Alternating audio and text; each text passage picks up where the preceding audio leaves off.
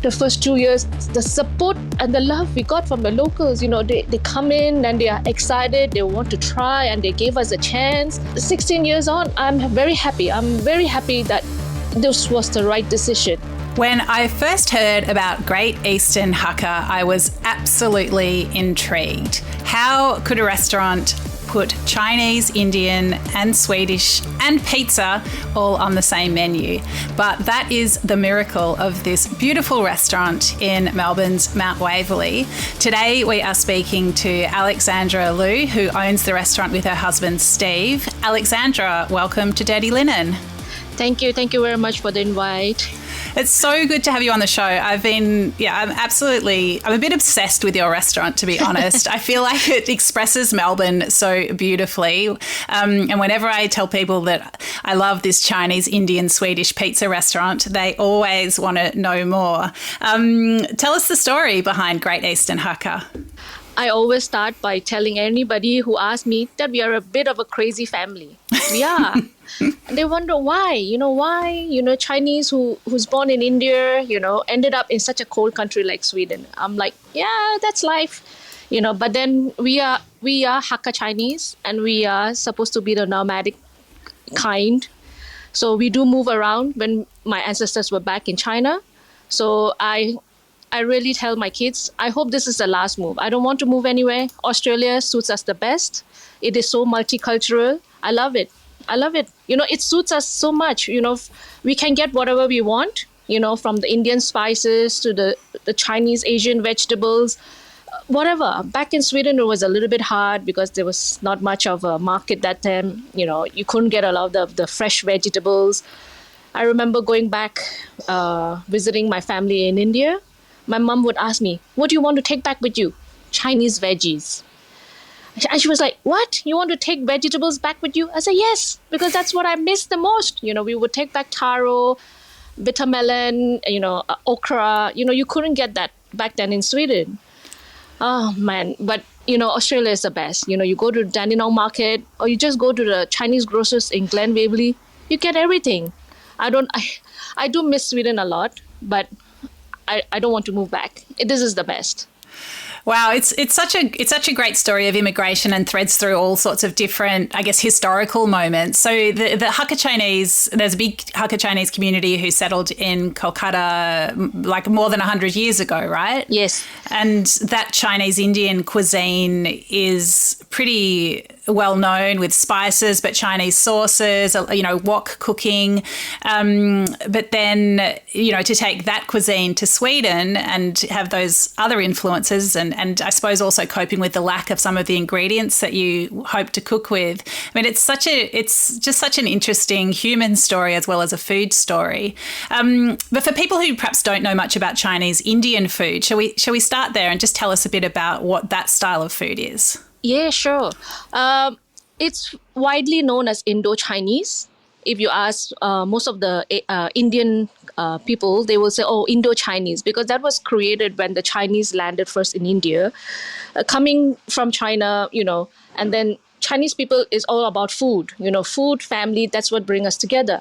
And when the Chinese started open up restaurants, they realized that this food doesn't suit the Indian palate. So then they started exploring local ingredients, spices, and that's when they infused the Chinese and the Indian. That's how the most popular dishes you'll get is the chili chicken, the Manchurian chicken. That is all, Indo-Chinese. It's the Indian and the Chinese combined together. Ask any Indian, the first thing they will tell you, chili chicken. Yeah, so it's sort of sweet and sour with almost a glazed sauce. And yeah. And then also noodle dishes, right? Noodle dishes is very big part of the Chinese cooking because with noodles, they are long for a reason because they symbolize longevity, right?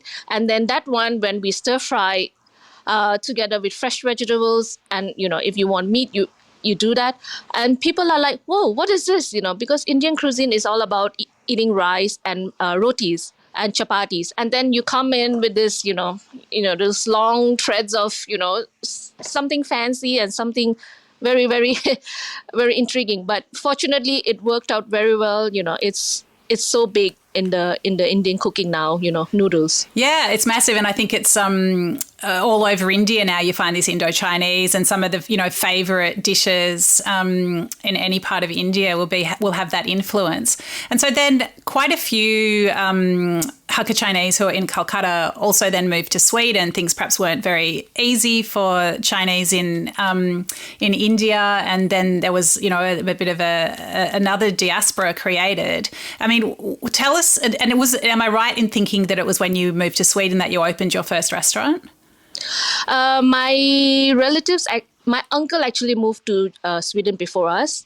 It's like, you go and try it out first. It worked out well for him. Then a lot of people heard that, Sweden was easy, life was not as difficult, Then a lot of the Chinese started moving into Sweden as well. That's the same for Steve, my husband's uncle. He moved to Sweden first as well. And, the news started spreading around that it was easier. And then people, they tried to, get us help to get us out of India, relatives, working out, help each other to make lives easier for the next generation. So that's how we ended up in Sweden. Yeah. Right. And tell us about Swedish food and how this sort of crept into your life. It's funny because my eldest daughter was born back in Sweden. And then when we cook at home, we never eat rice every day, right? So one time, we I don't know, for some reason, we were eating rice every day. And my daughter asked me, Mom, what's wrong? Why are we eating rice every day? Because we never used to. We always used to have potatoes and pastas. So that's the mingling part. How do you put it? The mixing point. The first mixing point for me. When I moved to Sweden, then, I started eating other things besides rice and noodles. And then I passed that on to my daughter, So we eat everything. My daughter, she loves her potatoes. She loves her meatballs. She eats her gravlax, which is the cured salmon. She eats the herrings. You have to, how to explain? I mean, when you move to a new country, for us, we think that we need to explore. Yeah, that's how you survive. Yeah. And I mean, I really wasn't aware of Swedish pizzas and the really strong and exciting culture around them. Can you explain Swedish pizzas for people who don't know much about it? Yeah. Swedish pizza, everything made from scratch. People compare a lot of it to Italian pizza, but it is very unique on its own. We do our dough ourselves. It's handmade, and we cook on mostly we cook on the stovetop and electric oven, because back in those days, wood-fired ovens wasn't that popular. So we learn our craft using just stone base. So we are still using the stone base but electric oven in the restaurant. So freshly made every time you order. Every time you order, it's handmade, open. The sauce we do ourselves. The cheese we buy blocks, which we shred ourselves because we know exactly what we are using. Ingredients fresh, which Steve prepares every day. What else? It's very different. The base itself has a flavor on its own. We usually bake it sometimes as a bread, just plain. And you will be able to taste that. It's very, very different. And the toppings are quite extraordinary as well. Tell us about the toppings. The toppings is usually more gourmet. We have been always using freshly sliced eye fillet with gorgonzola cheese and red onion. Or we have lamb tenderloin, which we put with goat cheese and pair it with some cherry tomatoes. So it's a lot like gourmet. On the moment you serve it, you should say, "Oh wow, this is a topping that I don't usually see in a lot of restaurants." Maybe now, but back then it's huge. Well, I think it's that, what surprised me was that it's a sort of almost kebab style meat, sliced meats on it, and then pepperoni, which is a pickled chili. There's a creamy dressing that goes over the top. Yeah, that pizza is a kebab pizza, which is the ode it's a tribute to our background back in India, right? So in back in Sweden, there's a lot of other Lebanese restaurants that open up pizza. They do the gyro style, but then we were like, nah, we're gonna do it our way, the Indian way. But so we used the good topside beef, and then we marinate with the Indian kebab flavors, and then that is cooked, in the oven. Yes, very different. It's so good. And what about the pickled cabbage side of things? That is the traditional Hakka cooking. That is like more home cooking. So bit by bit, we introduce a few dishes into the menu to trying to educate, people that this cuisine exists too. It's not like the Indo-Chinese, but it is the traditional Hakka cooking that we cook at home and we eat with family. And it's a lot of work. The one with the pickled radish that you tried, because my mother-in-law actually got the recipe from her mother and her grandmother. So Steve is the fourth generation who's got that recipe. That's amazing. But then is it true, like in Sweden, the pizza's always served with pickled cabbage? That's right. That's true too. Because cabbage is it's big on the menu in Sweden. So then the Swedish pizza, we have a lot of cheese on. So people, sometimes say, oh, it's a bit salty because of the cheese. So then we started serving it with this pickled cabbage, which is a bit sour and a bit sweet. So it just balances it out really well. Yeah, it's just for me, this is just the most thrilling part of food, where there's so much narrative to it, but then at the same time, it's just a great feed. So, I mean, tell us about opening Great Eastern Hakka in Mount Waverley. Tell us about what impression Australia made on you, and then in turn the impression that you've made on your own community. The impression, I would say, like there's a lot of love in Australia. That was what we felt 16 and a half years ago when we opened up Great Eastern. Sorry, I'm choking up because it's always emotional for me when I think about the first 2 years, the support and the love we got from the locals. They come in and they are excited, they want to try, and they gave us a chance. And 16 years on, I'm very happy. I'm very happy that this was the right decision. We moved here and we made it, and then that is why Steve and myself, we gave it back. We help our local schools, whatever.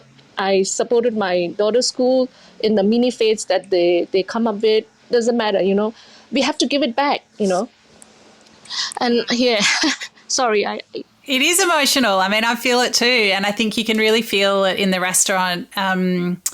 That it's in a neighbourhood strip. It's not flashy. There's a lot of love there, though. Yeah, we haven't advertised anything, and everything we have now is just been word of mouth. Word of mouth brought you to us, Daddy, to be honest, right? I mean, the girl who actually asked you to come visit us, she used to work for me, and I still in contact with her. I love her, she still comes and sees us time to time, And I mean, it's the community, because I don't have any other family here in Australia, and this is my family. My kids always tell me, you spend more time at work. I say, yeah, because I love it. I love it. I go there, I meet the people, they know me, they know my kids. My two younger girls were born in Australia. They've seen me from the time I was skinny till now, not so skinny. They see my girls walking to school, and they keep an eye on them, they come and tell me, I saw, so-and-so, she was chatting up with somebody. I said, good. I want you to keep me, on track, so, my kids are not up to mischief. I love it. This is a community, I will not forget. Yes. So beautiful. And I mean, tell us about your customers, like what do they come to your restaurant for? What do they tell you they love about it? I have a lot of Indian customers. I have a lot of Aussie customers, Caucasians. They love it that we are very flexible as well, because a lot of my dishes are Indo-Chinese. They can be pretty spicy for the local palate, but like everything on the menu, 98% of everything on the menu is controlled by Steve and myself. So we know exactly what we can take out and put in. I have customers who are allergic to many things, and we are able to twist and tweak our menu just to suit them. That is the reason they come back, because they know they can trust us to look after what we are cooking for them. And then for the Indian customers, if they think it's not spicy, they want us to notch it up a bit, no problem done. We can. We have all the sauces. Steve eats very spicy himself. He knows how to handle it. Yeah. So yeah, that's why that's the one thing that we get. That's the one big feedback we get from our customers, is that we are able to cater to them individually. If we can, we will, definitely. That's how we work it. Tell us about, obviously it's been a very challenging few years, and I think neighbourhood restaurants supported their communities, but they also needed their communities. Like, tell us about these COVID times and how you navigated them. The hardest hit was when they put the 5 kilometers radius, and because a lot of my customers travel from far to come and eat our food. They drive 45 minutes from Pakenham, Berwick. That's where a lot of my Indian customer clientele live. And then in Keysborough. And then, we started working out, what we should do. And then on the same time, I know a lot of the locals are helping us, but, a lot of the customers on the outside are also missing us. So then, and my staff was like, there was no work for them. So I had to make sure that they still come back to me when the restaurants open. So I kept them busy. So they drove the delivery for me. I didn't join Uber or any of those companies because I want to give that money to my own staff. So my serving staff, they drove to Keysborough to serve all the customers, just like they would when they came to me. That is how we kept during the COVID times. Wow, it's really amazing. I mean, it really shows loyalty to your staff and also your customers. And I mean, have you found that you've managed to retain staff and that all those customers have come back now? Yes, I have managed to retain some of my staff, and then most of my customers are coming back. They are coming back.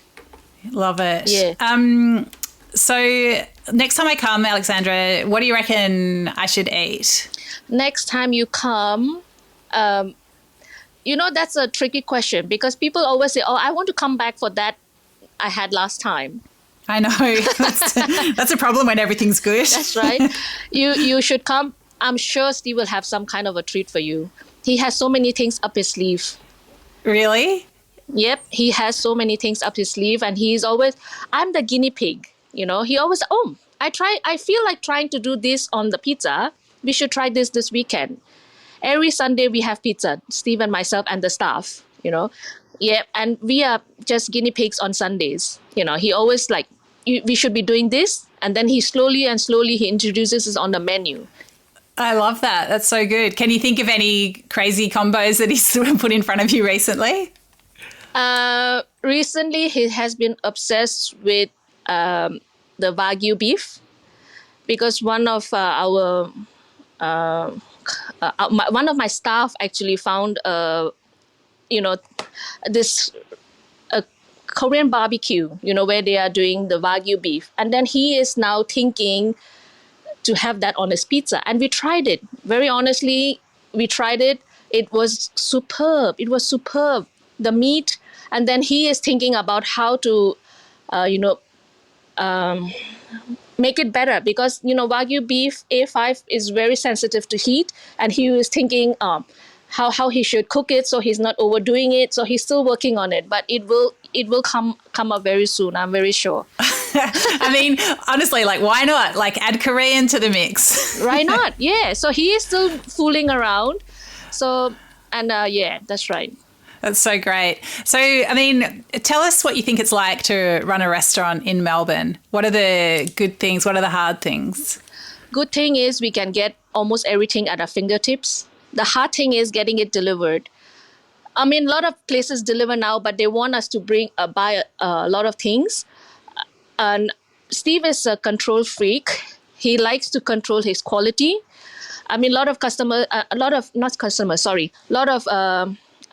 grocers, they come in and they say, or butchers, they come in and say, you should try buying meat from me. I'll sell you something cheaper. He'll try it. But then for 16 years, we've been going to the same butcher because they have not faltered on the quality, and Steve will not budge. It's 2 times dearer, but then he will not budge. He said, nope, it's not as good as what I've been getting. I'm sticking to the guy who served me and who's been loyal to me for 16 years. So he is very, very particular. And now even with his veggies, he said, when you deliver, make sure I want the top one. I know, when I want my green capsicum, it has to be green. I don't want green mixed with red. He's like that. Are you finding it challenging at the moment with inflation and just keeping, the balance books working? Yes. Things have gone up, all the prices have gone up. To be honest, we have tried to absorb the cost. So we used to give like a 10% for all the customers who came to pick up. But lately, last year, we said we couldn't carry it on because we need to cover up. You buy a lettuce for $12 in few months back, and then I'm like, oh my God, this tomato is $12 a kilo, and then suddenly everybody was ordering a lot of dishes with the tomatoes. I'm like, how is this going to work? Yeah, so we had to make some kind of a sacrifice.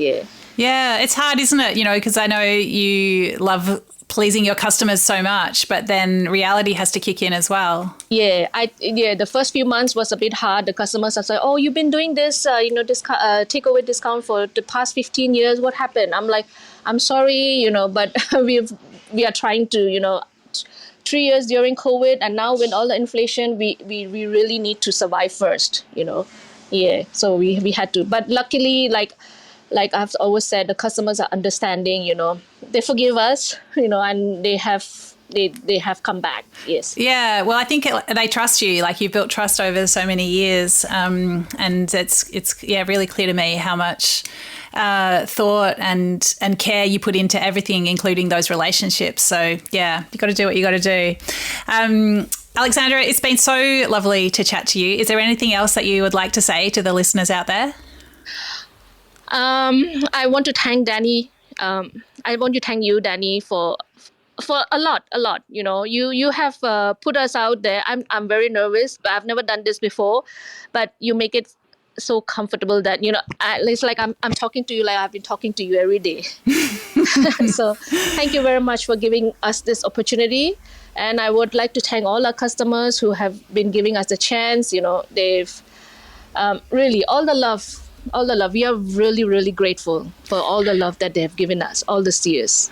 Beautiful. Well, I'm really grateful that you're doing what you're doing in Mount Waverley. I think it's a really special restaurant, and really brings together a whole different bunch of stories in a really beautiful way. So thank you for sharing with us today. Thank you very much, Dani, for having me again. This is Dirty Linen, and I'm Dani Valent. We air the issues that the hospitality industry finds hard to talk about, hearing from different people with unique perspectives. We want to hear from you as well. If you have something that needs to be said about a topic, get in touch so we can include your perspective. Contact us at dirtylinenat deepintheweeds.com.au or hit us up on Insta at Dirty Linen Podcast. We can't wait to hear from you.